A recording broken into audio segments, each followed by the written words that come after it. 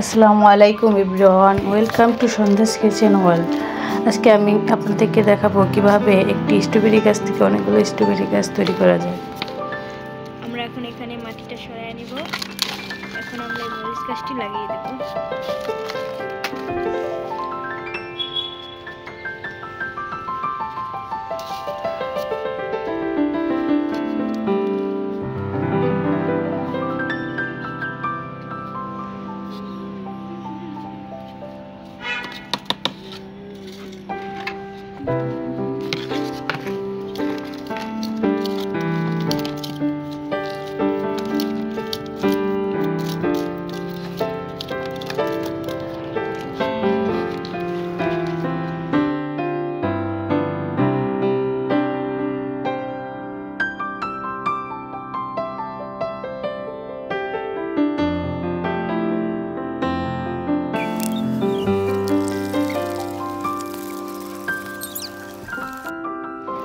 Strawberry গাছ থেকে যে লম্বা শাখা বের হয়েছে সেগুলো না কেটে আরেকটি টবে ছোট ছোট গাছগুলো লাগিয়ে দেব।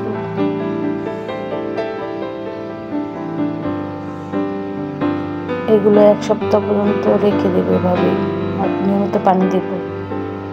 এক সপ্তাহ পর এই শাখাগুলো কেটে দেব, তাহলে আরেকটি গাছ হয়ে যাবে।